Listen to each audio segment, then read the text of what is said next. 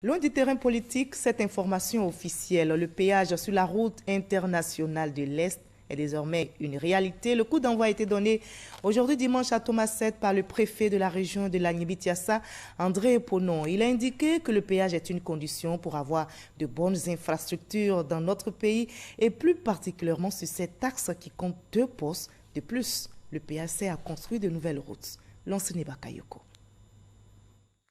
Au nom du ministre de l'Équipement et de l'Entretien routier, je voudrais déclarer ouverts les péages de Thomassé et de Mouapé. Fini donc la gratuité pour les usagers de la route internationale de l'Est. Désormais, le ticket de passage, c'est 500 francs pour les véhicules légers, 1500 pour les minicars de 32 places, 2500 pour les cars et les gros camions et 3500 francs pour les camions poids lourds. Ces tarifs ont été arrêtés de façon consensuelle par l'ensemble des parties prenantes à l'opération au cours d'une rencontre le 29 juillet à Abangourou. Ce sont les populations elles-mêmes qui ont fixé les montants à acquitter.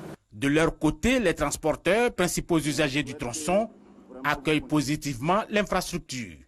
Nous pensons qu'à partir de maintenant, nous aurons de plus en plus en Côte d'Ivoire, mais particulièrement sur cette route de l'Est, un réseau routier à même de permettre aux transporteurs et aux conducteurs de minimiser les risques de la vie de nos populations. Quant aux populations d'Agboville, elles aussi comprennent le bien fondé de la commercialisation de la route qui doit permettre d'optimiser l'entretien du réseau national. Mais elles jugent un peu prématuré la mise en exploitation du péage, notamment au niveau de Thomassé. Nous qui sommes à Agboville, nous sommes un peu vraiment déçus pour un péage que nous allons effectivement payer. Mais pour une route qui n'est pas encore terminée, je pense que vraiment là ils ont fait 2 poids 2 mesures. Toutes ces frustrations vont être levées avec l'achèvement dans les meilleurs délais des travaux de réhabilitation de la route d'Agboville.